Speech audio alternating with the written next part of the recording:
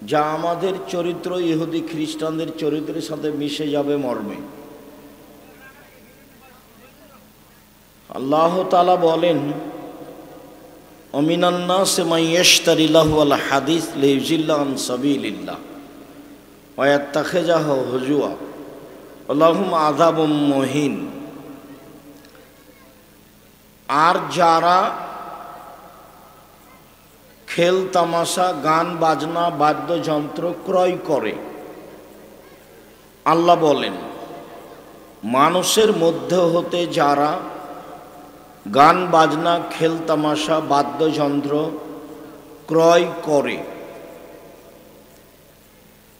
অজ্ঞতাবশত, যার জ্ঞান আছে, বুদ্ধি বিবেক আছে, সে গান বাজনা, খেল তামাশার মাধ্যম ক্রয় করবে না।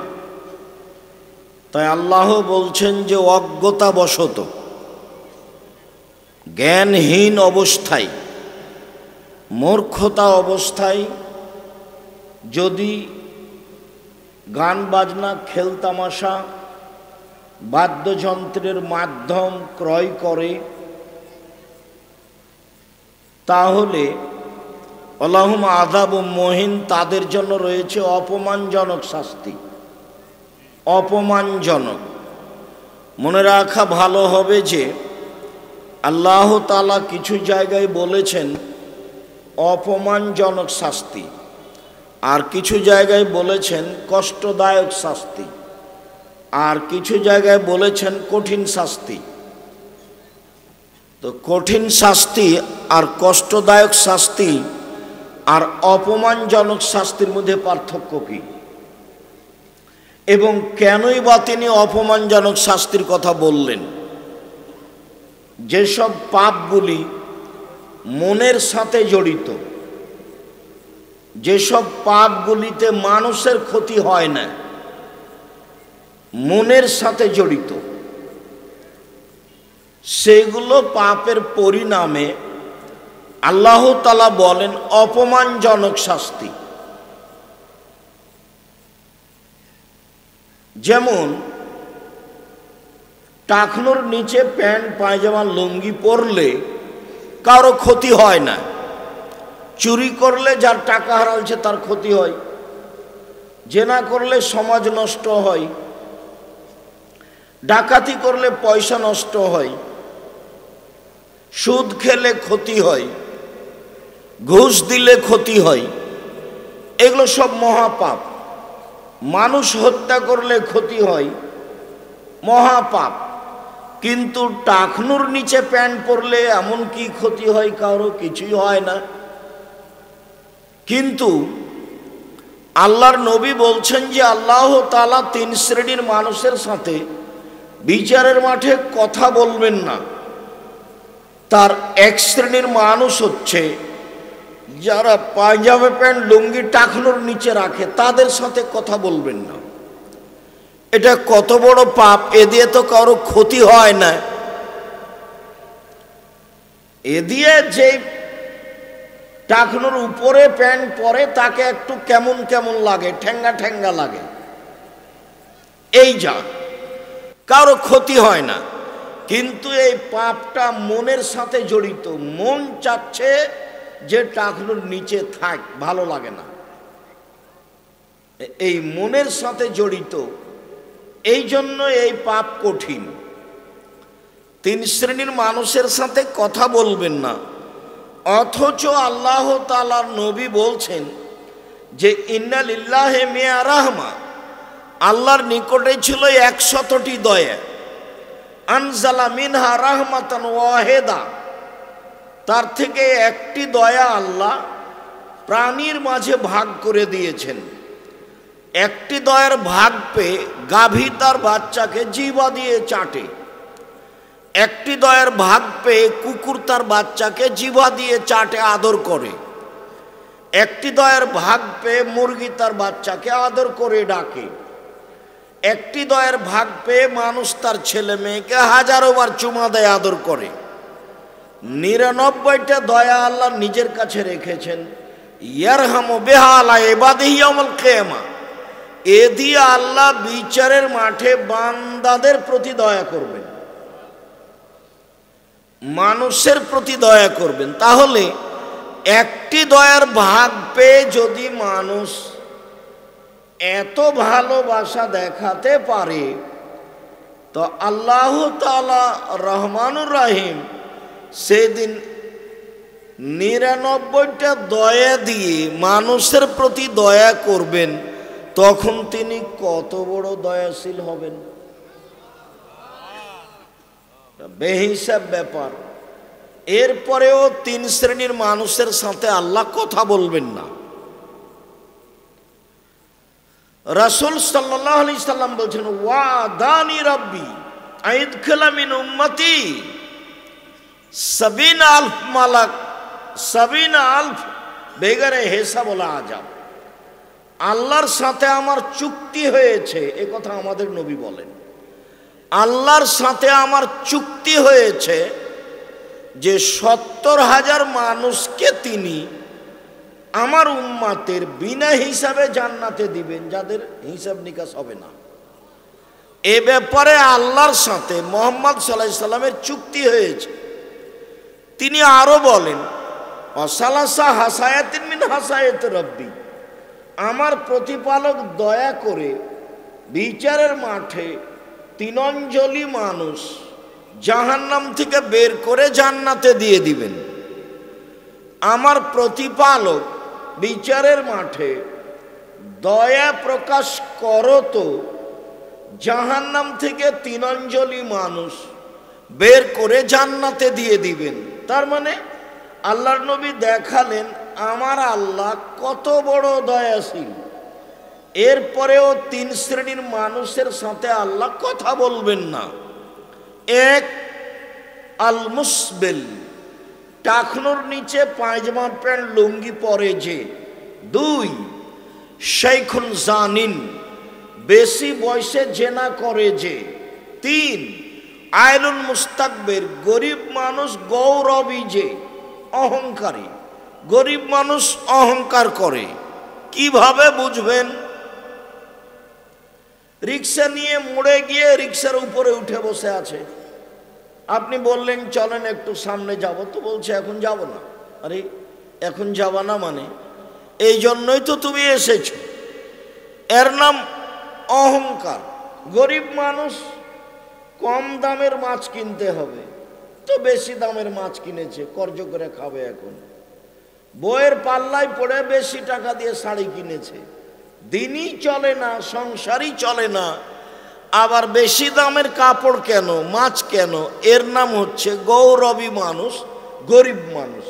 এর সাথে আল্লাহ কথা বলবেন না, তার স্বভাব ভালো নয়। এই জন্য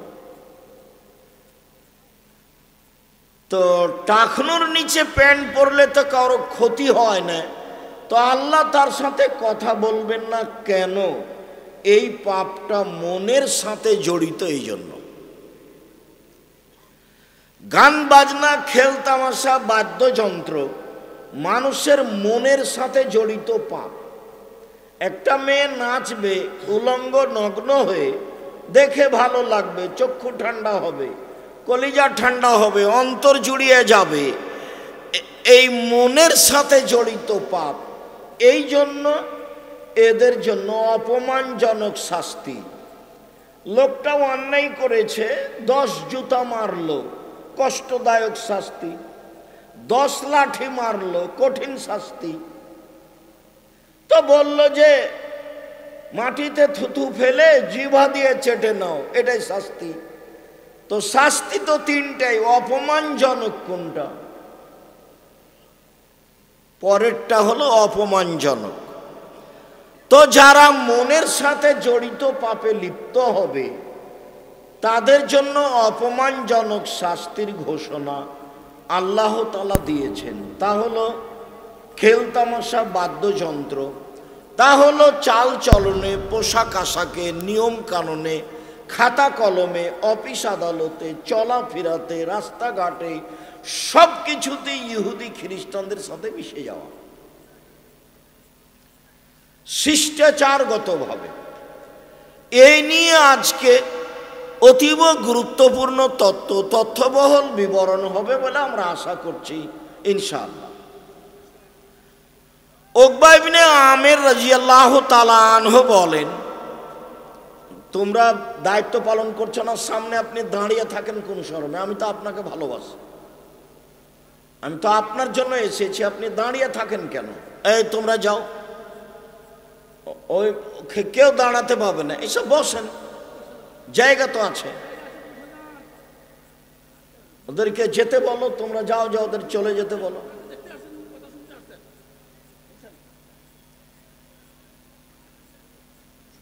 ওই নাই, ভলেন্টিয়ার নাই, আছে। বলছিলাম উকবা ইবনে আমির রাদিয়াল্লাহু তাআলা আনহু বলেন, রাসূল সাল্লাল্লাহু আলাইহি ওয়াসাল্লাম বলেছেন, কুল্লু লাহবিন ইয়ালহু বিহির রাজুল ফাহুয়া বাতিল। আদমের ছেলে মেয়ে যেসব খেলা খেলে সব খেলাই বাতিল, নাজায়েজ। শরীর চর্চা ব্যতীত যত খেলা আছে, শরীর চর্চা ব্যতীত যত খেলা আছে সব বাতিল, সব নাজায়েজ, সব হারাম। গান বাজনা, খেল তামাশা, বাদ্যযন্ত্র টোটালেই হারাম, সম্পূর্ণরূপে হারাম। আব্দুল্লাহ ইবনে আব্বাস রাদিয়াল্লাহু তাআলা আনহু বলেন, রাসূল সাল্লাল্লাহু আলাইহি ওয়াসাল্লাম বলেছেন, ইন্নাল্লাহা হাররামাল খামরা ওয়াল মাইসিরা ওয়াল কুবা ওয়াল খিনজিরা ওয়াল আসনাম। নিশ্চয় আল্লাহ তাআলা মদ হারাম করেছেন, জুয়া হারাম করেছেন, খেলতামাশা, বাদ্যযন্ত্র, ডুবি তবলা, হারমোনিয়াম, দোতারা, সেতারা সব হারাম করেছেন। শুকুর, সোর হারাম করেছেন। পুতুল হারাম করেছেন। তার মানে শুকুর, সোর যে ভাষা দিয়ে হারাম করা আছে, গান বাজনা, বাদ্যযন্ত্র, খেলতামাশা সেই ভাষা দিয়ে হারাম করা আছে। ভাষা একটাই, খেলতামাশা, বাদ্যযন্ত্র, গান বাজনা, হারমোনিয়াম, দোতারা, সেতারা, ডুবি তবলা সব একই শব্দ দিয়ে হারাম করা আছে। পুতুল, যে পুতুল আপনি বাড়িতে রেখেছেন, যে পুতুল আমরা রাখি না, আপনার স্ত্রী একটা তরকারির বাটি কিনেছে, সেটা হলো কাতল মাছ। আপনার স্ত্রী একটা আয়না কিনেছে, সেটা হলো রুই মাছ। আপনার স্ত্রী একটা আপনার বাচ্চা ছেলের জন্য পেশাব পায়খানার পট কিনেছে, সেটা হলো ঘোড়া। তার মানে আপনি আর আপনার স্ত্রী শিক্ষা থেকে কত দূরে। এরাই হচ্ছে নিম্ন শ্রেণীর মানুষ, এরাই হচ্ছে ইতর শ্রেণীর মানুষ, এরাই হচ্ছে বর্বর মানুষ, এরাই হচ্ছে অসভ্য মানুষ, এরাই হচ্ছে জাহেলিয়াতের যুগের মানুষ। এইসব শ্রেণীর মানুষকে যদি আমি আব্দুর রাজ্জাক বিন ইউসুফ বন্য, বর্বর, অসভ্য, অশিক্ষিত প্রমাণ করতে না পারি, আমি জাতির সামনে বক্তব্য দেব না। এই পটটা এ অবস্থায় আমাদের বাড়িতে 5 মিনিট 3 মিনিটও থাকবে না। হয় মাথাটা কেটে দেওয়া হবে, না হয় ফেলে দেওয়া হবে, না হয় ভেঙে দেওয়া হবে, না হয় বাইরে একটা কিছু করে নেওয়া হবে। এইটা এভাবে থাকতে পারে না।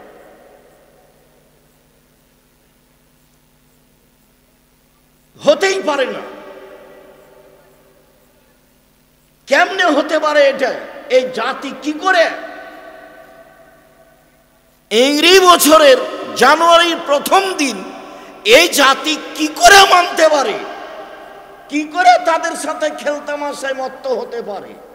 কি করে নাচ গানে মত্ত হতে পারে? এই জাতি অসভ্য, এসব ছেলেমেয়ের বাপ অসভ্য, এসব ছেলেমেয়ের মা অসভ্য, এরাই হচ্ছে ইতর শ্রেণীর মানুষ, এরাই হচ্ছে 3% অশিক্ষিত মানুষ,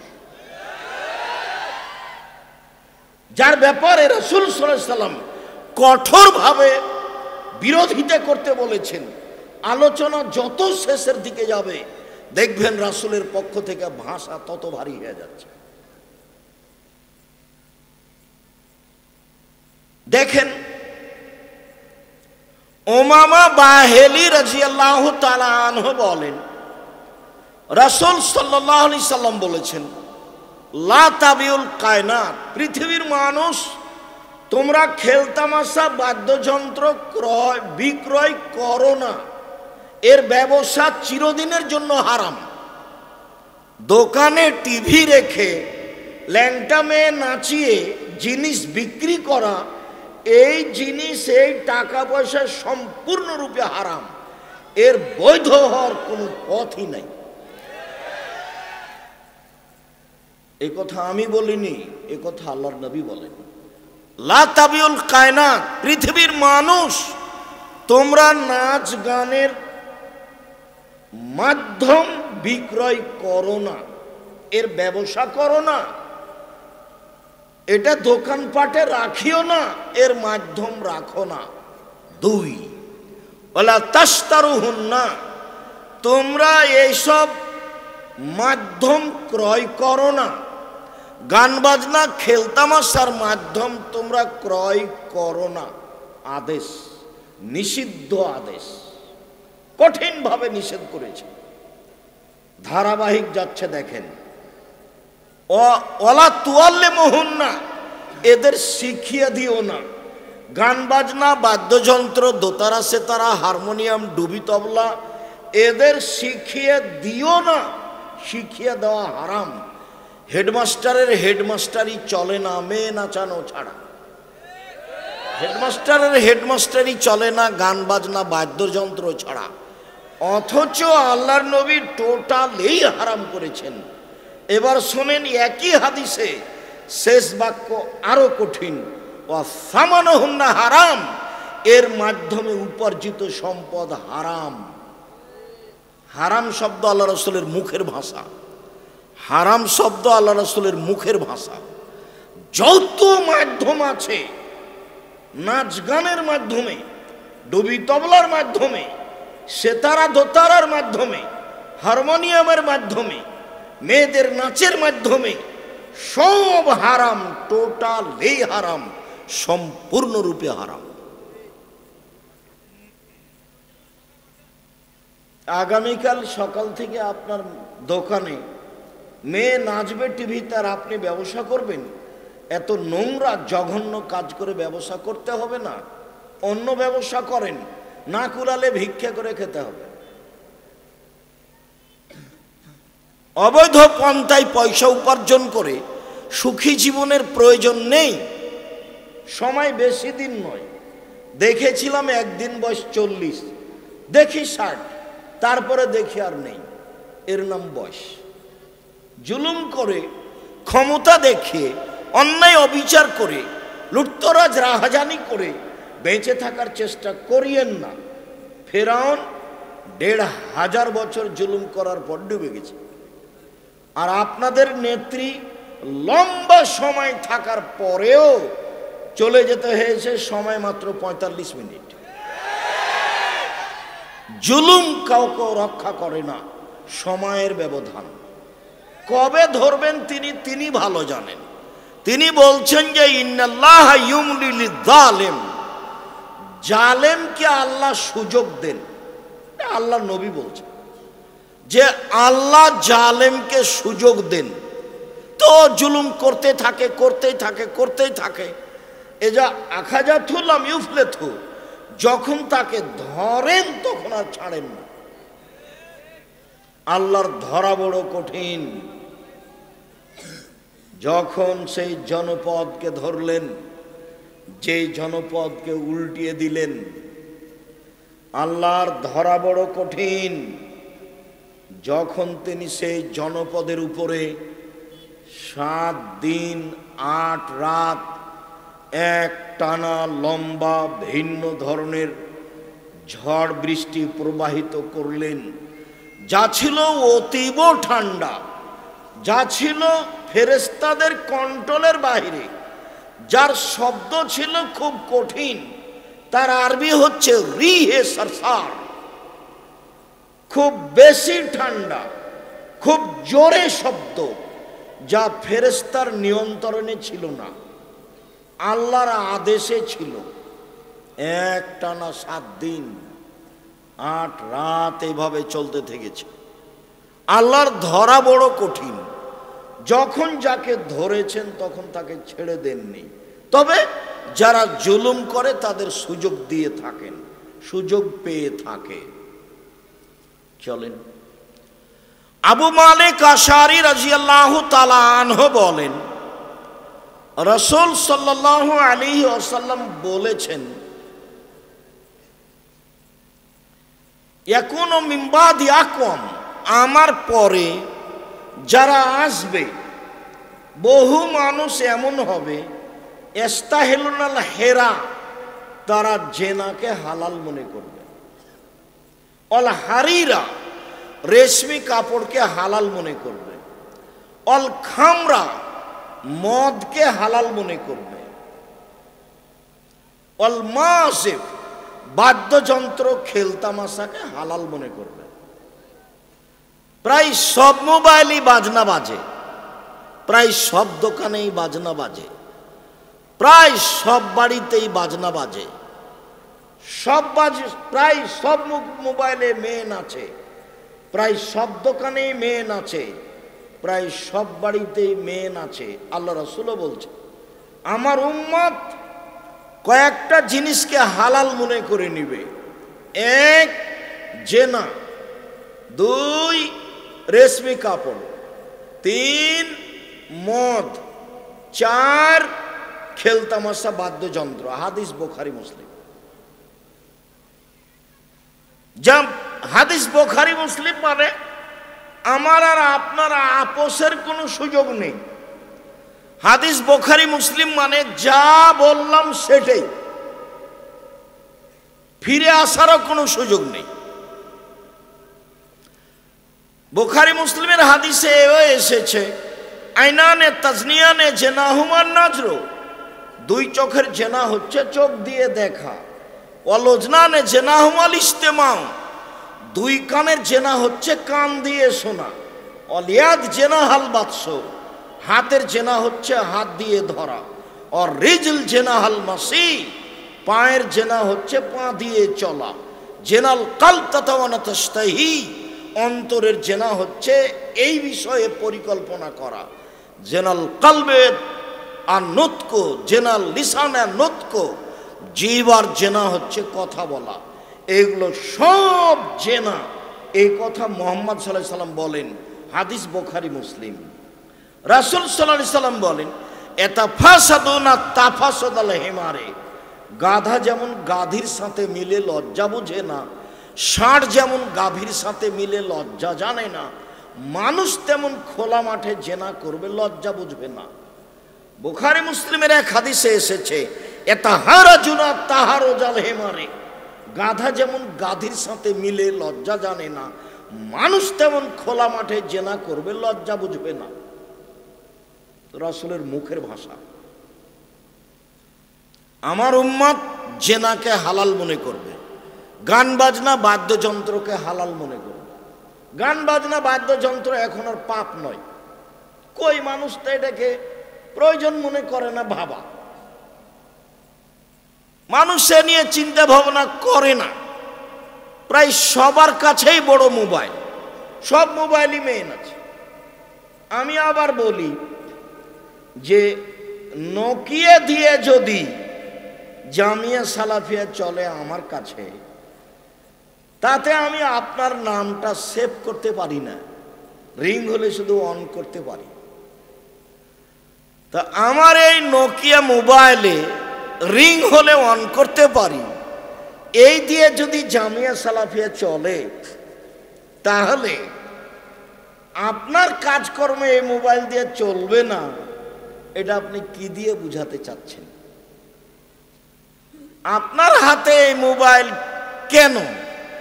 আপনার হাতে যখন আমি এই মোবাইল দেখি তখন আমি ইবলিসের একটা কথা আমার মনে পড়ে, সেটাও শোনাই।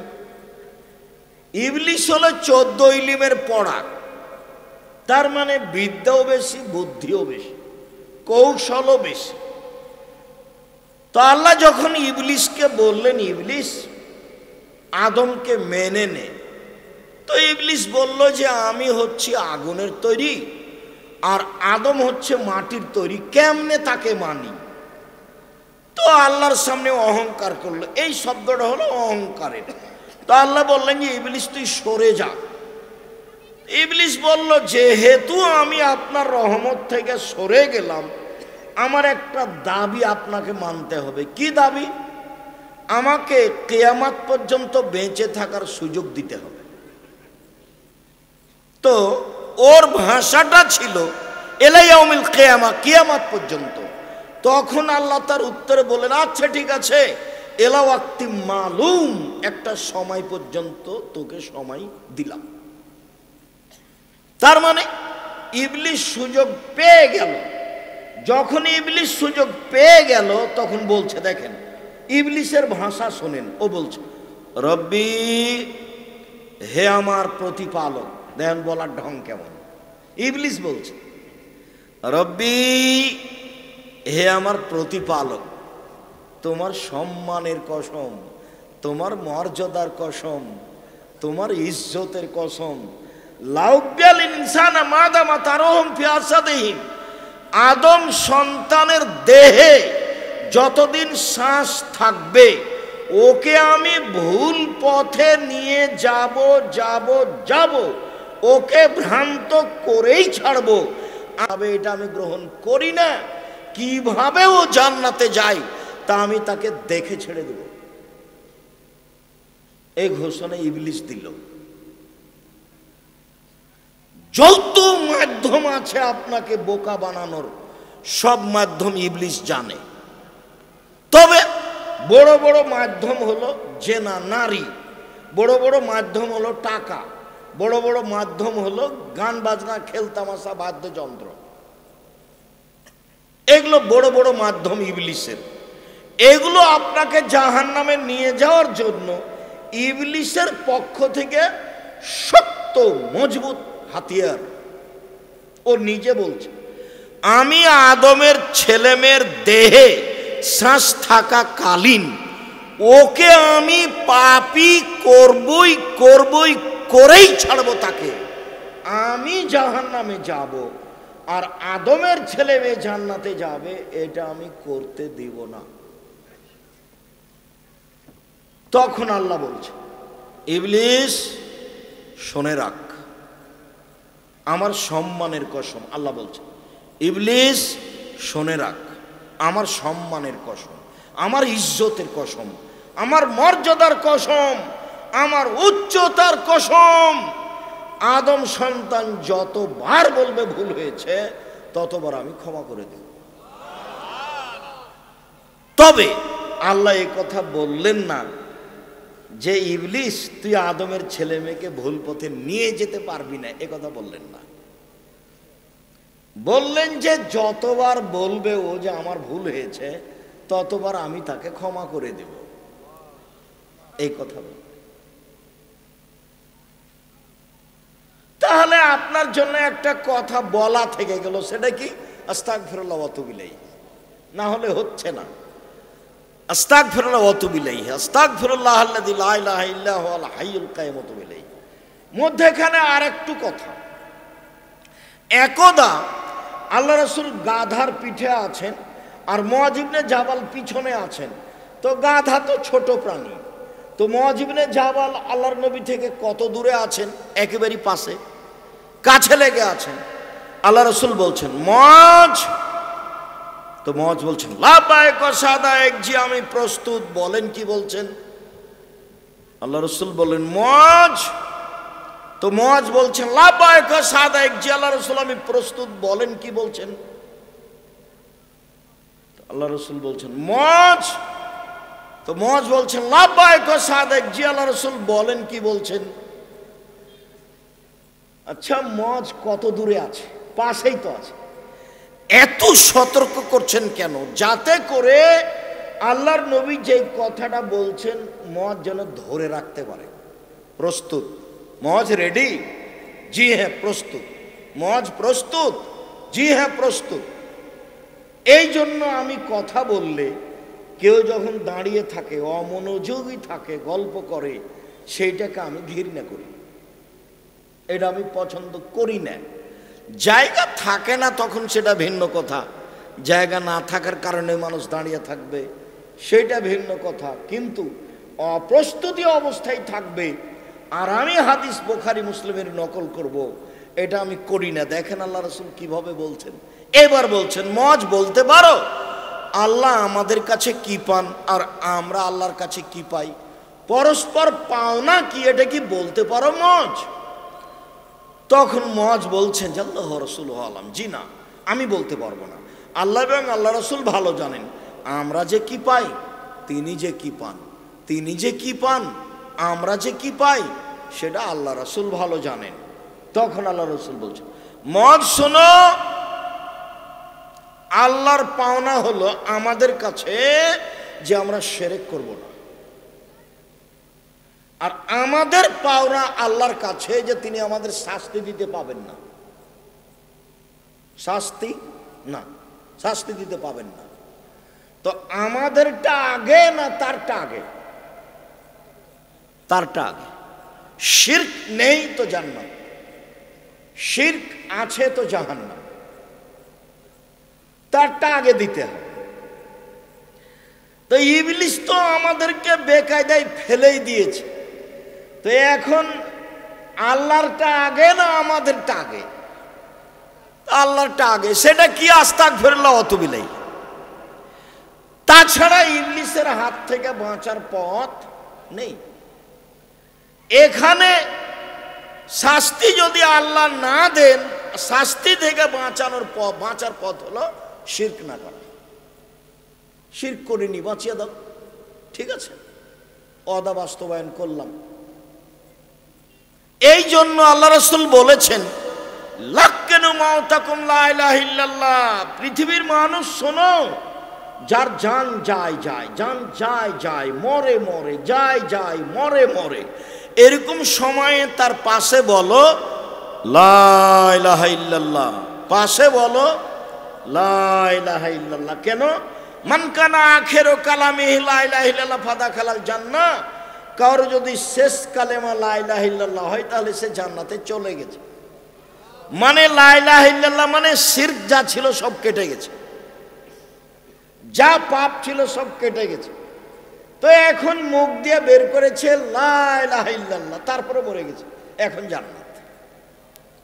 কোরআন মাজিদ পড়ে লাভ হবে না, ওখানে সূরা ইয়াসিন পড়ে কোনো লাভ নেই, কোরআন মাজিদ পড়ে কোনো লাভ নেই। আল্লাহ রাসূল বলছেন মান মাতা লা ইউশরিক বিল্লাহ দাখালাল জান্নাহ, কেউ যদি শিরক না করে মারা যায় তাহলে জান্নাতে চলে গেছে। ওমান মাতা ইউশরিক বিল্লাহ দাখালান নার, কেউ যদি শিরক করে মারা গেছে তো জাহান্নামে চলে গেছে। আরো 2-1 মিনিট খেয়াল করেন এদিকে, এক খেয়ালে চেয়ে থাকবেন, 19-20 হয় না যেন।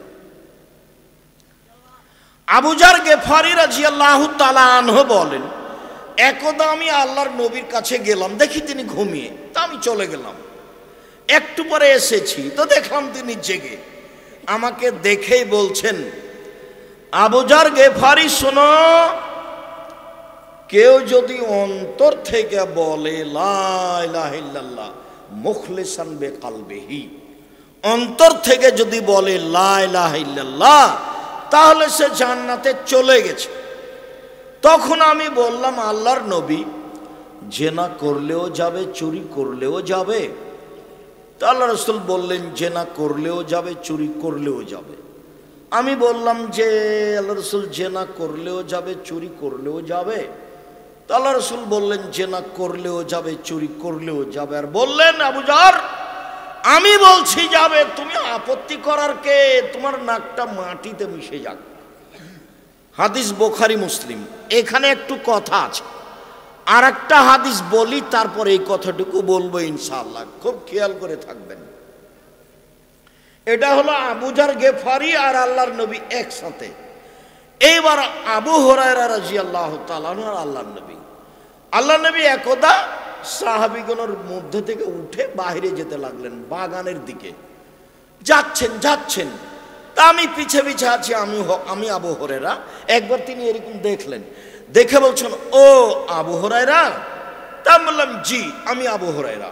তো দুইজন হাঁটছি, বেশ কিছুক্ষণ হাঁটলাম। একটু পরে আমাকে বলছেন, আবু হুরায়রা তুমি এখানে থামো, আমি আসছি। আমি থামলাম, চলে গেলেন। আর আসছেন না, ব্যাপারটা কি? কোনো দুর্ঘটনা ঘটলো নাকি? কোথায় তিনি? তাকাতে দেখে ওই যে আসছেন। কাছাকাছি তখন বলছেন, ওয়ানজানা ওয়ানসারাকা, চুরি করলে জেনা করলেও যাবে। ওয়ানজানা ওয়ানসারাকা, চুরি করলে জেনা করলেও যাবে। ওয়ানজানা ওয়ানসারাকা, চুরি করলে জেনা করলেও যাবে। আমি খালি দেখছি, কি রে আল্লাহ রাসূল কার সাথে কথা বলছেন? কাউকে তো দেখতে পাই নাই, কার সাথে কথা বলছেন? এবার পাশে চলে এসেছেন। তো বললাম, আল্লাহর নবী আপনি কার সাথে কথা বলছিলেন? এই যে খালি বলছেন চুরি করলেও যাবে, জেনা করলে যাবে, এটা যে আপনি বলছেন, সে কে? কার সাথে কথা বলছেন? তখন আল্লাহ রাসূল বলছেন, আরে শোনো আবু হুরায়রা, জিবরাইল আমাকে বলছেন, জিবরাইল আমাকে বলছেন, কেউ যদি শিরক না করে মারা যায় তো জান্নাতে চলে যাবে, জেনা করলেও চুরি করলেও। তখন আমি জিনিসটা ভারী মনে করলাম, ভারী মনে করে খালি বারবার বলছি, জেনা করলেও যাবে, চুরি করলেও যাবে। তো জিবরাইল বলছেন জেনা করলেও যাবে, চুরি করলেও যাবে। আমি বলছি জেনা করলেও যাবে, চুরি করলেও যাবে। তো জিবরাইল বলছেন, হ্যাঁ, এইভাবে উনি বলছেন। এই কারণে তুমি দেখতে পাচ্ছ না, কেননা জিবরাইলকে মানুষ দেখতে পাবে না নবী ছাড়া। এক বিছানে জিবরাইল, আল্লাহর নবী, আয়েশার, তিনজন একসাথে এক বিছানে, এক ল্যাপের নিচে তিনজন, জিবরাইল, আল্লাহর নবী, আয়েশা রাদিয়াল্লাহু তাআলা। এখন আল্লাহ রাসূল বলছেন যে, আয়েশা, এই যে জিবরাইল তোমাকে সালাম দিল, এই যে জিবরাইল তোমাকে সালাম দিল। তখন আয়েশা বলছেন, আলাইকা ওয়া আলাইহিস সালাম ওয়া রাহমাতুল্লাহ, আপনাকেও সালাম, জিবরাইলকেও সালাম, আপনাকেও সালাম, জিবরাইলকেও সালাম। তারা ফালা নারা, আপনি তো দেখতে পান, বুঝতে পারেন, আমরা তো দেখতে পাই না। আপনি তো দেখতে পান, বুঝতে পারেন, আমরা তো দেখতে পাই না। এক বিছানে এক জায়গায়, জিবরাইলকে দেখা যায় না। এইবার এখানে আবার ফিরে আসি মূল কথায়। আচ্ছা, জেনা চুরির চেয়ে বড় বড় পাপ আছে, তো বারবার এ দুটাই বলছেন কেন আবু যার গেফারি? বারবার আল্লাহর নবী এ দুটাই বলছেন কেন? এর চেয়ে বড় পাপ হলো শিরক। পৃথিবীর দ্বিতীয় বড় পাপ হলো বাপ মায়ের অবাধ্য চলা। পৃথিবীর তৃতীয় বড় পাপ হলো মিথ্যা সাক্ষী। বড় পাপ হলো মানুষকে হত্যা করা। বড় পাপ হলো সুদ খাওয়া। তো বড় পাপ এ দুটাও, তো সিরিয়ালে এটা 3-4 নয়, সিরিয়ালে এটা 5-6 আছে। তো কেন আল্লাহর নবী বারবার বলছেন জেনার চুরি? মনে রাখবেন, জেনা চুরি দিয়ে সমাজ যত নষ্ট হয়, সমাজ যত ক্ষতিগ্রস্ত হয়, এই দুটার মাধ্যমে মানুষ যত অপমান হয়, পৃথিবীতে আর কোনো পাপ দিয়ে মানুষ তত অপমান হয় না। মানুষ দিন রাত শিরক করছে, দিন রাত। আর বাংলাদেশে তো ভিন্ন ধরনের শিরক।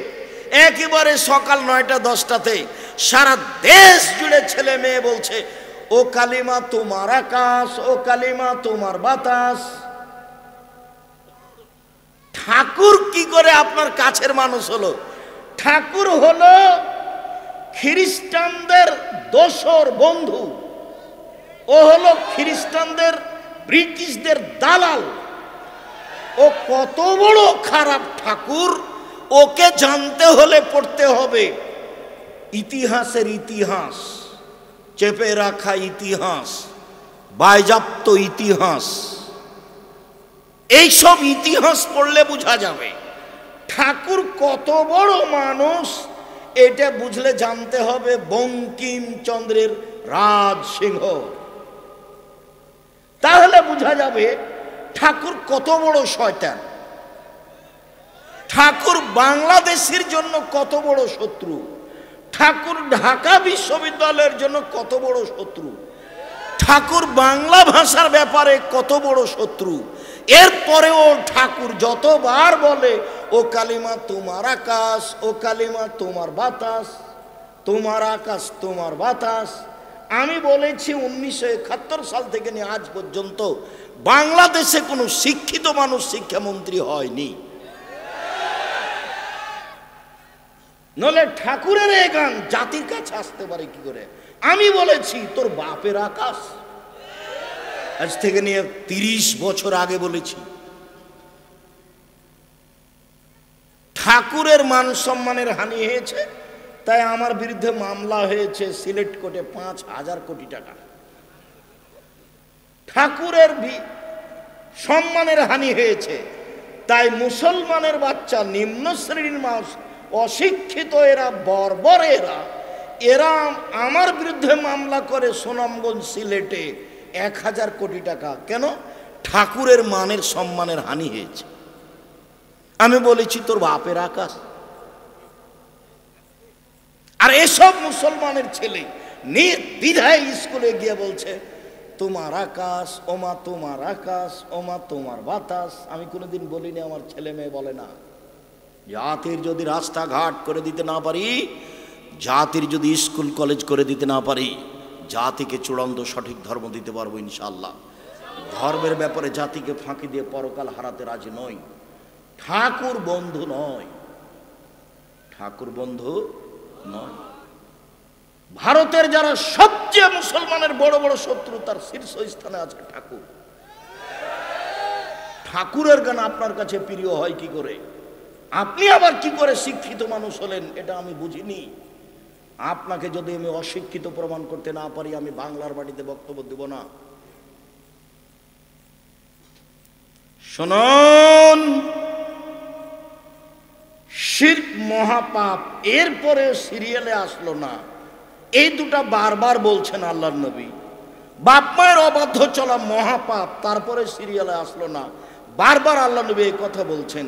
মিথ্যে সাক্ষী দেওয়া মহাপাপ, এরপর আল্লাহ রসুল সিরিয়ালে এই দুটাই বলছেন। এই দুটাতে সামাজিকভাবে মানুষ যত অপমান হয়, আর কোনো কিছুতে মানুষ তত অপমান হয় না। চোর যখন ধরা পড়ে তখন চোর চোরকে মারে, জেনার লোক যখন ধরা পড়ে তো আর একজন জেনাকার বলে যে শয়তানকে পিঠা মারোকে। এই দুটা পাপ। বাপ মায়ের অবাধ্য চলছে, দিন রাত করছে, সমস্যা নেই। শিরক করছে ছেলে মেয়ে, নারী পুরুষ, একবারে বাংলাদেশের মাটিতে হন্যে হয়ে শিরক করছে, বেহিসাব, নির্দ্বিধায়, ভালো মনে করে করছে। এটা তো আবার কুমিল্লা মানে নোয়াখালীর পাশে আছে, এটা স্বাভাবিক। এদের কাছে শিরক স্বাভাবিক, শিরক কোনো পাপ নয়। সম্মানিত দিনী ভাই বোন, বলছিলাম গান বাজনা, বাদ্যযন্ত্র, খেলতামাশা ভিন্ন ধরনের পাপ। আলোচনা যত শেষের দিকে যাবে পরিবেশ তত কঠিন হবে, আপনি খেয়াল করবেন। নাফে রাদিয়াল্লাহু তাআলা আনহু বলেন, আব্দুল্লাহ ইবনে উমর একদা বললেন, গান বাজনা বাদ্যযন্ত্র শুনে ফাওয়াজা ইসবাইহি ফি উজনাইহি, আব্দুল্লাহ ইবনে উমর কানের ভিতরে হাত ঢুকিয়ে দিলেন। ফানানাত তারিকে, রাস্তা থেকে দূরে সরে গেলেন। রাস্তা থেকে দূরে সরে গিয়ে আমাকে বলছেন, নাফে হল তাসবু শায়ান, তুমি কি এখন বাদ্যযন্ত্র খেলতামাশা কিছু শুনতে পাচ্ছ? আমি বললাম জি না। আমি যখন না বললাম তখন তিনি ফারাফা ইসবাইহি মিন উজনাইহি, তার দুই কান থেকে তিনি আঙ্গুল সরিয়ে নিলেন। সরিয়ে নিয়ে বলছেন, নাফে শুনো, একদা আমি নবীর সাথে ছিলাম, কুনতু মান নবী সাল্লাল্লাহু আলাইহি সাল্লাম, একদা আমি নবীর সাথে ছিলাম। ফাসামিয়া মিসলা জালিক, সালাম মিসলা জালিক, তিনি এইরকমই বাদ্যযন্ত্র শুনেছিলেন, তারপরে কানে আঙুল ঢুকিয়ে দিয়েছিলেন, তারপর ওখান থেকে সরে গিয়ে বললেন, আব্দুল্লাহ ইবনে ওমর, তুমি কি বাদ্যযন্ত্র শুনতে পাচ্ছ? আমি বললাম, জি না। তখন তিনি তার কান থেকে আঙ্গুল সরিয়ে নিলেন, বলেন, আপনার ছেলের কানে ইয়ারফোন লাগা আছে। তখনও নাকি আপনি শিক্ষিত মানুষ, আপনার ছেলে 31st নাইট আনন্দ সহকারে পালন করছে, তখনও না আপনি নাকি শিক্ষিত মানুষ। জি না, এরাই হচ্ছে ইতর শ্রেণীর মানুষ, এরাই হচ্ছে 3rd মানুষ, এরাই হচ্ছে বর্বর অসভ্য মানুষ। ভৌলি হিসাব, বরং তাই নয়, এরা কুকুর শ্রীগারের চেয়ে খারাপ, এরা পশু প্রাণীর চেয়ে খারাপ। আমি এ কথা বলিনি। আল্লাহ বলেন, বুঝেও বুঝে না ওরা অন্তর আছে, বুঝে না, দেখেও দেখে না ওরা চক্ষু আছে, দেখে না, শোনেও শোনে না ওরা কান আছে, শোনে না। উলায়েকা কালানাম, তারা পশু প্রাণীর মতো, তারা গরু ছাগলের মতো, তারা কুকুর শ্রীগারের মতো, ভালো মজাল, বরং তার চেয়ে খারাপ। এ কথা আমি বলিনি, এ কথা আল্লাহ তাআলা বলেন। সম্মানিত দিনী ভাই বোন, এই ছেলে বসো।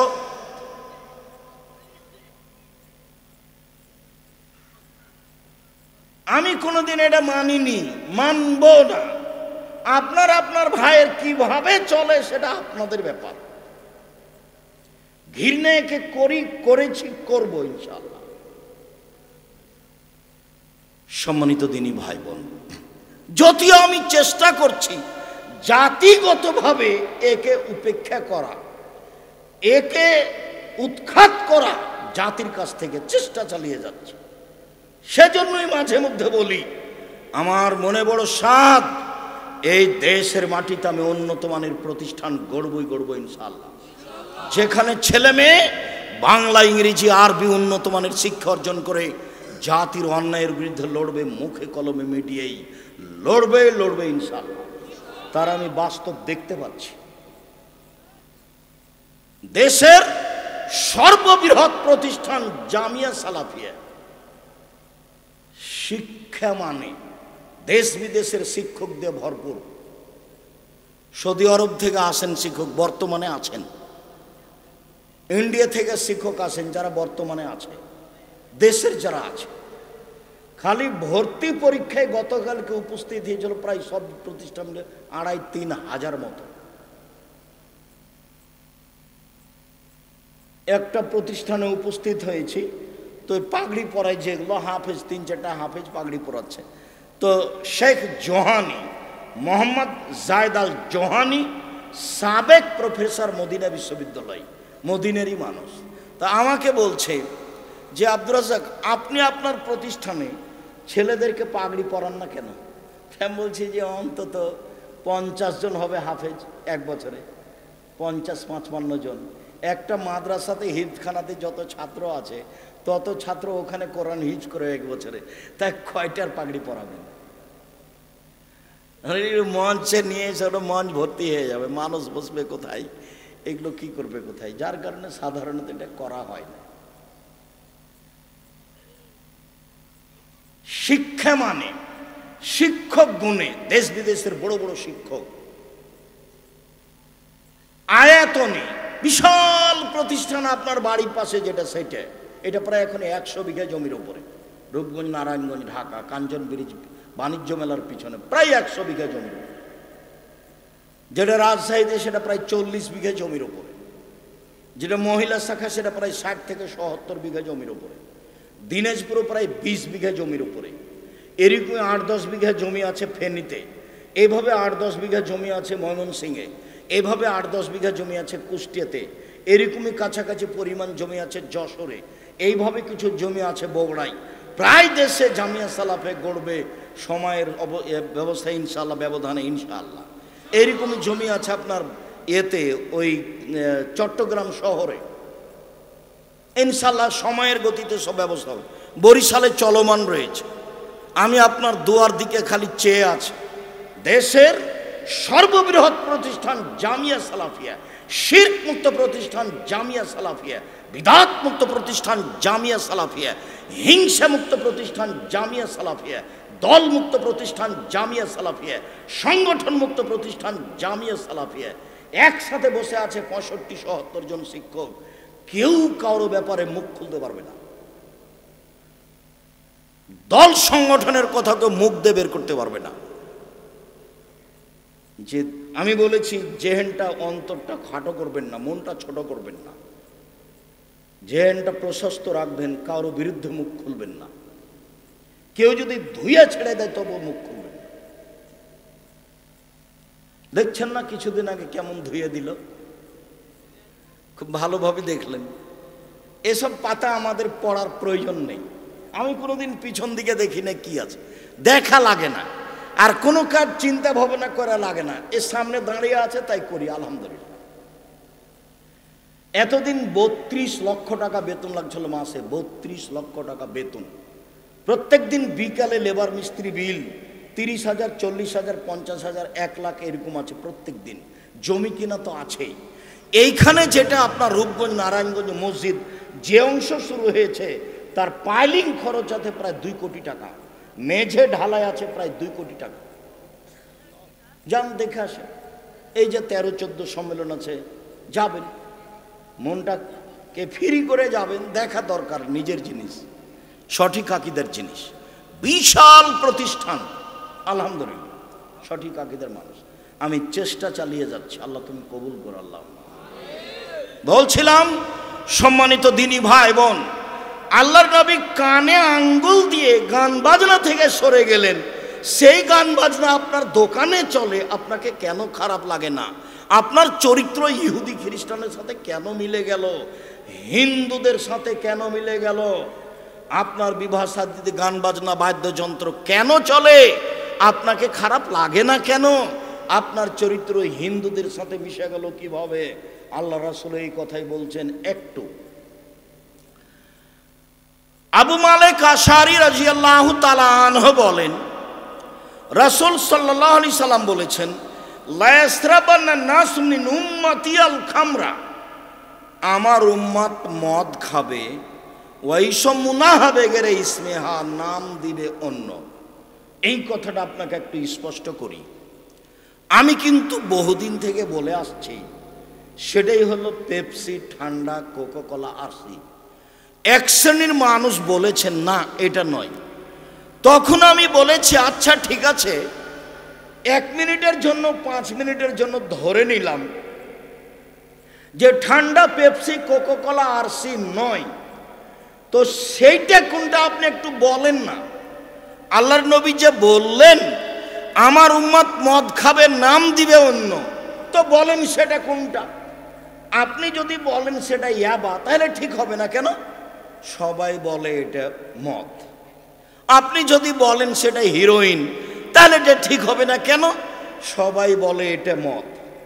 আপনি যদি বলেন সেটা গাঁজা, তাহলে ঠিক হবে না। কেন? সবাই বলে এটা মদ। আপনি এমন নাম বলেন যেটা মানুষে খাচ্ছে মদ, অথচ নাম দেওয়া আছে অন্য, সেটা বলে কোনো কথা নেই। শুধু খালি বিরোধিতা, বিরোধিতাতে অভাব নাই। আমি বললাম 7 ভাগে কুরবানি চলবে না 7 পরিবারে, এমন ভাবে বলছে যেভাবে, কে বলছে চলবে না? দিয়ে হাদিস 2-4টা মেরে দিচ্ছে। ও যে হাদিস 2-4টা মেরে দিচ্ছে, আমি আব্দুর রাজ্জাক বিন ইউসুফ, আপনার হুজুরের চেয়ে আমার মেধা বেশি নয়, তবে আমি চর্চা করি বেশি। আপনার হুজুরেরই মেধা বেশি। আমি তো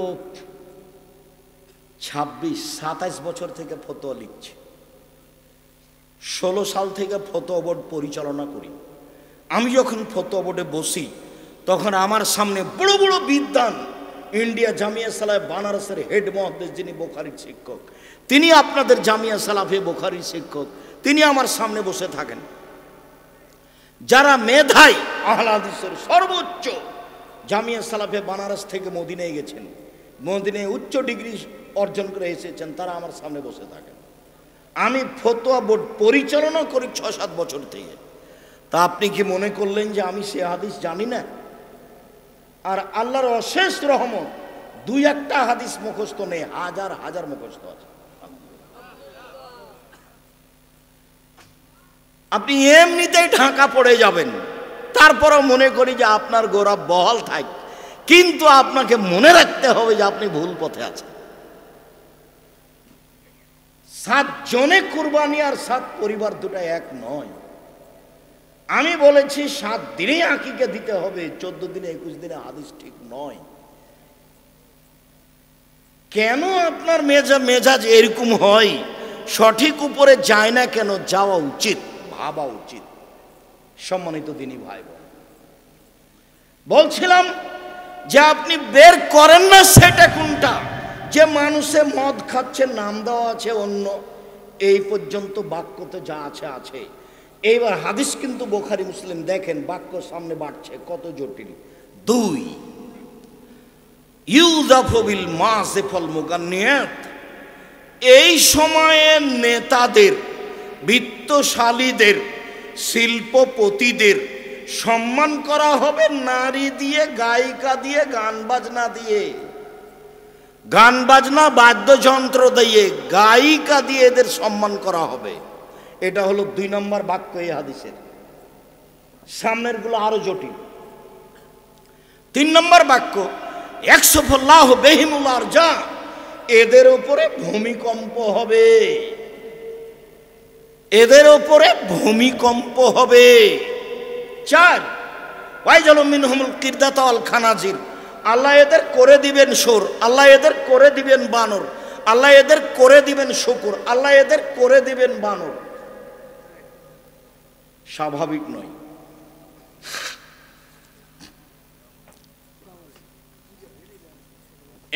এক, মদ খাবে, নাম দিবে অন্য। 2 এদের উপরে ভূমিকম্প হবে। 4 এরা হয়ে যাবে সুর, এরা হয়ে যাবে বানর। আল্লাহ এদের করে দিবেন শূকর, এদের করে দিবেন বানর। আল্লাহ এদের করে দিবেন শূকর, এদের করে দিবেন বানর। দেখেন, আব্দুল্লাহ ইবনে আব্বাস রাদিয়াল্লাহু তাআলা আনহু বলেন, রাসূল সাল্লাল্লাহু আলাইহি সাল্লাম বলেছেন, লা ইউবাইয়াতান্না কওমুন মিন হাযিহিল উম্মাহ আলা তুমিন ওয়া শারাবিন ওয়া লাহাবিন ফায়াসবাহু ফামাসাকু কিরদাতান খানাজিরা। আমার উম্মতের এক শ্রেণীর মানুষ রাত অতিবাহিত করবে মদ নিয়ে, গায়িকা নিয়ে, বাদ্যযন্ত্র খেলতামাশা নিয়ে। আমার উম্মত রাত অতিবাহিত করবে গান বাজনা নিয়ে, বাদ্যযন্ত্র নিয়ে, খেলতামাশা নিয়ে, গায়িকা নিয়ে। এরা সকাল করবে। যখন এরা সকাল করবে তখন এরা নিজে নিজে হয়েই যাবে শূকর, এরা হয়ে যাবে বানর, এরা হয়ে যাবে শোর, এরা হয়ে যাবে বানর। আল্লাহর নবী বলছেন, আল্লাহ ওদের করে দিবেন শূকর, আল্লাহ ওদের করে দিবেন বানর। মনে রাখবেন, এই ছেলে, কারো গায়ের উপরে হাত দিয়ে থাকবে না, রেডি হও। এমন কোনো পাপ নাই দুনিয়াতে যেই পাপের পরিণাম শোর হয়ে যাওয়া। দুনিয়াতে জেনা নয়, চুরি নয়, ডাকাতি নয়, সুদ নয়, ঘুষ নয়, মানুষ হত্যা নয়, অথচ মানুষ হত্যা মহাপাপ। আল্লাহ বলছেন, কেউ যদি একজন মুসলমানকে হত্যা করে সারা পৃথিবীর মানুষকে হত্যা করলো। এইভাবে আল্লাহ বলছেন কোরআন মাজিদে। এরপরেও যদি মানুষ মানুষকে হত্যা করে অন্যায়ভাবে, ফলাফলে ও শুকর হয়ে যাবে, এই কথা আল্লাহ নবী বলেননি। কথা বুঝাতে পারিনি মনে হয়। গান বাজনা বাদ্যযন্ত্রে লিপ্ত হলে, খেলতামাশায় লিপ্ত হলে ও হয়ে যাবে শুকর, ও হয়ে যাবে বানর। কি করে আপনি 31st অ্যাক্ট মানতে পারেন এইভাবে? এই ছেলে মেয়ের বাপ মা যদি অশিক্ষিত না হয় তাহলে অশিক্ষিত কে? এরাই হলো ইতর শ্রেণীর মানুষ, এরাই হলো নিম্ন শ্রেণীর মানুষ, এরাই হলো অসভ্য বর্বর মানুষ। জাতির যদি রাস্তাঘাট করে দিতে না পারি, জাতির যদি স্কুল কলেজ করে দিতে না পারি, জাতিকে চূড়ান্ত সঠিক ধর্ম দিতে পারবো ইনশাআল্লাহ। ধর্মের ব্যাপারে জাতিকে ফাঁকি দিয়ে পরকাল হারাতে রাজি নই।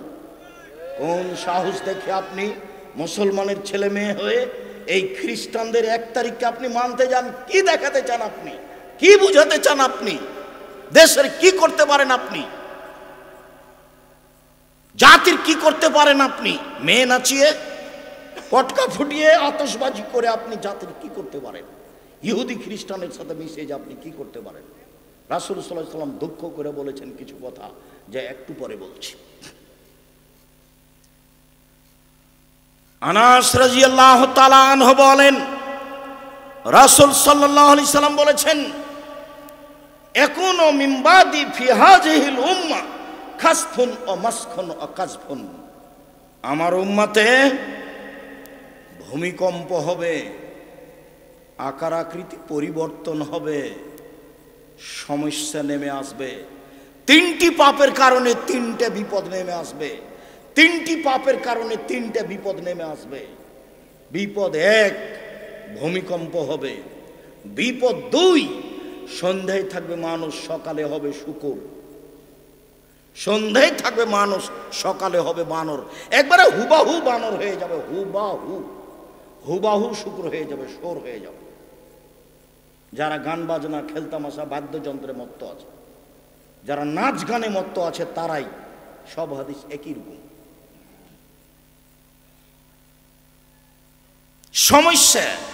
সমস্যা বিভিন্ন দিক থেকে নেমে আসবে। মাদ্রাসায় মারামারি, মসজিদে মারামারি, আলম ওলামার একজন আর একজনের বিরুদ্ধে কথা বলা, একজন আর একজনকে ধুয়ে ছেড়ে দিচ্ছে চিন্তা ভাবনা ছাড়াই।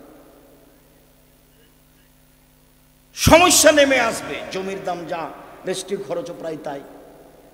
সমস্যা নেমে আসবে। 1, ভূমিকম্প। 2, আকার আকৃতি পরিবর্তন। 3, সমস্যা। এবার পাপ 3টা। 1, সারেবুল খমরা, মানুষ যখন নেশাদার দ্রব্য পান করবে তখন এরকম। 2, জাহারাতিল কায়নাত, মেয়েরা যখন নাচবে। সব মোবাইলে মেয়ে নাচে, প্রায় সব দোকানে মেয়ে নাচে, প্রায় সব বাড়িতে মেয়ে নাচে, যেটা আপনি রাত দিন দেখছেন। 3, অজারাবুল মাজিব, যেদিন তারা বাদ্যযন্ত্রে লিপ্ত হবে, গান বাজনায় লিপ্ত হবে, সেদিন এই 3টে বিপদ নেমে আসবে। স্বাভাবিক। চলেন এবার রাসূল সাল্লাল্লাহু আলাইহি সাল্লাম দুঃখ করে, আফসোস করে যেগুলো কথা বলেছেন সেগুলোতে যাই। সাওবান মাওলা রাসূলুল্লাহ সাল্লাল্লাহু আলাইহি সাল্লাম, সাওবান রাদিয়াল্লাহু তাআলা আনহু বলেন, আল্লাহর নবী বলেছেন, ইন্না মিম্মা তাখাওয়াফা আলা উম্মতি, আমার উম্মতের উপরে আমি যেসব বিষয়ে আশঙ্কা ভয় করি, আমার উম্মতের উপরে যেসব আমি আশঙ্কা ভয় করি, আমার উম্মতে সব পাপে লিপ্ত হবে। 1, আইম্মাতাম মুজিল্লিন, ভ্রান্ত হুজুর ধর্ম বিক্রি করে খাবে। শুনুন, কোরআন মাজিদ খুলে আয়াত দেখাচ্ছে, এ দেখেন আল্লাহ বলছেন ভোট দিতে হবে, এবার বলছে। কোরআন মাজিদ খুলে দেখাচ্ছে যে আল্লাহ বলছেন মিলাদ করতে হবে। কোরআন মাজিদ খুলে দেখাচ্ছে হুজুর। আল্লাহ নবী বলছেন, জাতির উপরে আমি আশঙ্কা করে গেলাম যেগুলো ঘটবে। 1, ভ্রান্ত হুজুর। উমর রাদিয়াল্লাহু তাআলা আনহু যদি আজকে বেঁচে থাকতেন, তাহলে বাংলাদেশের শতকরা 95 জন বক্তার আজীবন জেল হতো, কেউ বাইরে থাকতে পারতো না। বক্তৃতা করা তো বহু দূরের কথা।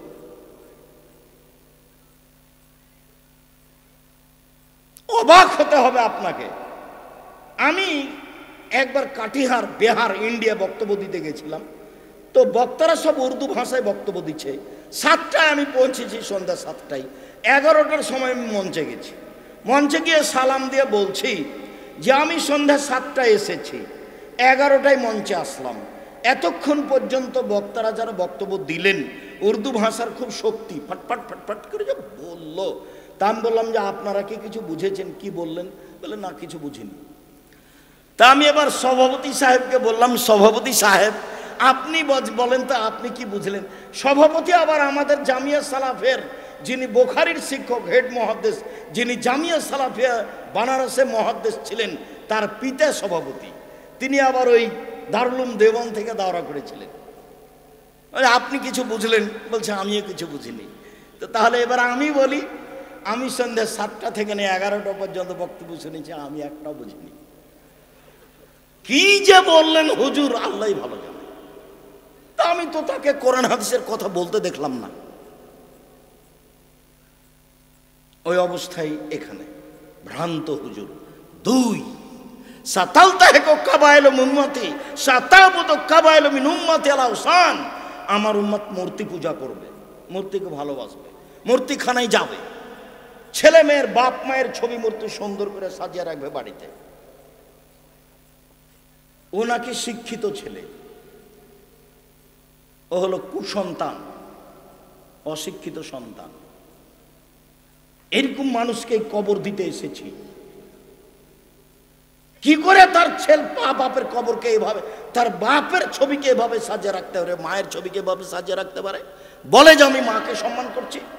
ভুল হিসাব, মা মারা গেছে, মাটি দিয়ে বাড়িতে ঢুকে পাসপোর্ট সাইজের ছবিটা টুকরা টুকরা ছিঁড়ে ফেলে মায়ের জন্য হাত তুলে দোয়া করবে কবরের পাশে। এ হলো সুসন্তান। আমার উম্মত হিন্দুদের সাথে মিশে যাবে। দেখেন, সব বাড়িতে পুতুল আছে, সব বাড়িতে কাঁকড়া আছে। নাতির জন্য পুতুল কিনে নিয়ে এসেছে, না না। নাতির জন্য একটা পট কিনে নিয়ে এসেছে, না না, সেটা ঘোড়া। নাতির জন্য একটা কাপড় কিনে নিয়ে এসেছে, তাতে আছে আপনার ওই কার্টন। যেখানে যাবেন সব ইহুদি খ্রিস্টান রাস্তাঘাট ঘিরে রেখেছে। 3 সাতালতাহিকু কাবাইলু মিন উম্মতি বিল মুশরিকিন। আমার উম্মত মিশে যাবে হিন্দুদের সাথে। নেন, এবার বিবাহ লাগলে বাদ্যযন্ত্র কাদের বাড়িতে হতো? হিন্দুদের বাড়িতে। মুসলমানের ছেলেরা দৌড়ে যেত। এখন তো প্রায় সব বাড়িতে গান বাজনা। ছেলে মেয়ের বিবাহ একবারে বাদ্যযন্ত্রের মাধ্যমে। আল্লাহর নবী বলছেন হিন্দুদের সাথে মিশে যাবে। এক, ভ্রান্ত হুজুর ধর্ম বিক্রি করে খাবে। 2, মূর্তি পূজা করবে। 3, হিন্দুদের সাথে মিশে যাবে। চলেন কাছাকাছি চলে আসি। আব্দুল্লাহ চলে এসেছে, আব্দুর রহিমও রাস্তায় কাছাকাছি। আলহামদুলিল্লাহ, আমরা আল্লাহর শুকরিয়া আদায় করি। আলহামদুলিল্লাহ, জাযাহুল্লাহ খায়ের। তাদের খিদমত আল্লাহ কবুল করুক, আল্লাহুম্মা আমিন। আপনারা আব্দুর রহিম আশা এবং বক্তব্য শেষ হওয়া পর্যন্ত ভদ্রতা বজায় রেখে বক্তব্য মূল্যায়ন করার চেষ্টা করবেন। সাদ করে দেখতে আসলেন, দেখে চলে গেলেন, এটা ভালো হবে। আসলেন ভদ্রতা বজায় রেখে বসে কথা শুনবেন, যেটা আল্লাহ রাসূলের নিয়ম। আপনিও শান্তি পাবেন, আমিও শান্তি পাব। মানুষ ইহুদি খ্রিস্টানের সাথে মিশে যাবে। আব্দুল্লাহ ইবনে উমর বলেন, রাসূল সাল্লাল্লাহু আলাইহি ওয়াসাল্লাম বলেছেন, লা ইয়াতিয়ান্না আলা উম্মতি মা তাআলা বানি ইসরাঈল। আমার উম্মত ইহুদি খ্রিস্টানের সাথে মিশে যাবে। হাজওয়ান নাল বিন নাল, ডান পায়ের জুতা যেমন বাম পায়ের সমান। অন্য হাদিসে এসেছে ডান হাতের বিঘত যেমন বাম হাতের সমান। আমার উম্মত ইহুদি খ্রিস্টানের সাথে মিশে যাবে চাল চলনে, পোশাক আশাকে, খাতা কলমে, শিক্ষায়, চলাফেরাতে, গাড়ি বাড়িতে, সব কিছুতে আমার উম্মত তাদের সাথে মিশে যাবে। ডান হাতের বিঘত যেমন বাম হাতের সমান সমান সমান মিশে যাবে। ডান পায়ের জুতা যেমন বাম পায়ের সমান সমান সমান মিশে যাবে। এই কথা বলতে বলতে আল্লাহ রাসূল ভাষাগত নিচে নামলেন। ভাষাগত নিচে নামতে নামতে বলছেন যে ইহুদি খ্রিস্টান যদি খোলা মাঠে মায়ের সাথে জেনা করে থাকে, আমার উম্মত মায়ের সাথে জেনা করবে। 31st নাইট কিভাবে আপনার ছেলে মানতে পারে, কিভাবে মূল্যায়ন করতে পারে? আল্লাহ রাসূল এইভাবে আফসোস করে বললেন। দেখেন না, বাপ প্রতি মাসে উমরা করে, রমজান মাসে উমরা করে, হজ করে, মাথায় টুপি আছে, মেয়ের সাথে আছে, স্কিন পায়জামা পরে আছে। এটা আপনাদের দিন রাত চোখে দেখা। দিন রাত রাস্তাঘাটে, অফিস আদালতে, কোর্ট কাচারিতে, শহরে এগুলো দেখছেন। আল্লাহ রাসূল সাল্লাল্লাহু আলাইহি ওয়াসাল্লাম এগুলো আফসোস করে বলেছেন। সম্মানিত দিনী ভাই বোন, কথার শেষে এসে বলছি, আপনাদের ভালো জানা আছে জামিয়া সালাফের সবচেয়ে বড় শাখা আদ-দাওয়া ইলাল্লাহ। আর দাওয়া ইলাল্লাহ দেশব্যাপী মক্তব পরিচালনা করতে চাই, যেখানে কার্যক্রম হবে কোরআন শিক্ষা দেওয়া এবং আদর্শ আকীদা শিক্ষা দেওয়া। জামিয়া সালাফের এই বড় শাখাটি দেশব্যাপী মক্তব পরিচালনা করতে চাই। এর সুবাদে জামিয়া সালাফের পক্ষ থেকে মক্তবের শিক্ষক হিসাবে বা আপনার মসজিদের শিক্ষক হিসাবে ইমামতি করার জন্য জামিয়া সালাফের পক্ষ থেকে প্রশিক্ষণ দেওয়ার জন্য ভালো ভালো শিক্ষক রাখা আছে। সারা দেশ থেকে যাবে তারা ফ্রি, আসবে তারা ফ্রি, খাবে তারা ফ্রি, বই পুস্তক পাবে তারা ফ্রি। সারা দেশ জুড়ে যারা মসজিদ মাদ্রাসার ইমাম মক্তব পরিচালনা করবে, করছে, তারা জামিয়া সালাফে প্রশিক্ষণ নিতে পারবে। প্রশিক্ষক প্রস্তুত আছেন, যাওয়া তাদের ফ্রি, আসা তাদের ফ্রি, খাওয়া তাদের ফ্রি, বই পুস্তক তাদের ফ্রি। এটা জামিয়া সালাফে পক্ষ থেকে যেটা বড় শাখা দাওয়া ইলাল্লাহ, তার কার্যক্রম এগুলি। জামিয়া সালাফের সম্মেলন এইখানে রূপগঞ্জে 13-14 ফেব্রুয়ারি। দেশের বিদ্বান থাকবেন, পাকিস্তান থেকে থাকবেন আশা করি, ইনশাল্লাহ সৌদি আরব থেকে থাকবেন, দেশ বিদেশের বিদ্বান থাকবেন ইনশাল্লাহ। অবশ্যই অংশগ্রহণ করবেন। জামিয়া সালাফের দেশ জুড়ে প্রতিষ্ঠান গড়তে চাই, ছেলেমেয়ের আকীদা সংশোধন করতে চাই, তারা মানুষকে পরকালমুখী করতে চাই। দেশের শিরক মুক্ত বড় প্রতিষ্ঠান জামিয়া সালাফিয়া, বিদাত মুক্ত প্রতিষ্ঠান, দলমুক্ত প্রতিষ্ঠান, সংগঠন মুক্ত প্রতিষ্ঠান, হিংসা মুক্ত প্রতিষ্ঠান, সর্ববৃহৎ শিক্ষা মানে, শিক্ষক গুণে, শিক্ষক সংখ্যায়, আয়াতনে যথাযথভাবে মূল্যায়ন করবেন আশাবাদী ইনশাআল্লাহ। আবদুল্লাহর মুখে অতীব গুরুত্বপূর্ণ কথা শুনবেন। আব্দুর রহিম আসছে, রাস্তায় আছে কি চলে এসেছে, অবশ্যই ভদ্রতা বজায় রেখে কথাগুলি শোনার এবং মানার চেষ্টা করবেন। আল্লাহ আমাদের আপনাদের তৌফিক দান করুক, আল্লাহুম্মা আমিন। উপস্থিত দিনী ভাই বোন সকলের কল্যাণ কামনা করে জামিয়া সালাফের জন্য আন্তরিকভাবে দোয়ার অনুরোধ রেখে আপনার আহাল পরিবার, আপনার অর্থ সম্পদের জন্য দোয়া করে আজকের আলোচনা এখানে শেষ করছি। আল্লাহ আমাদের যারা মারা গেছে তুমি তাদের কবরের শাস্তি মাফ করো, আমরা যারা অসুস্থ তুমি তাদের আরোগ্য দান করো, আমরা যারা বেঁচে আছি তুমি তাদেরকে তোমার রাসূলের পদ্ধতি অনুযায়ী চলার তৌফিক দান করো। এই দাবি, এ দাওয়া, এ দোয়া রেখে আজকের কথা এখানেই শেষ করলাম। সুবহানাক আল্লাহুম্মা ওয়া বিহামদিকা আশহাদু আল্লা ইলাহা ইল্লা আনতা আস্তাগফিরুকা ওয়া আতুবু ইলাইক। আসসালামু আলাইকুম। ব্যস্ততা দেখাবেন না।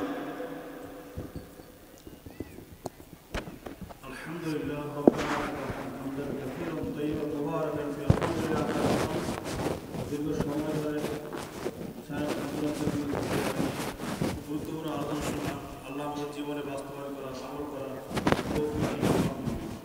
সুপ্রিয় তাওহীদি মুসলিম জনতা,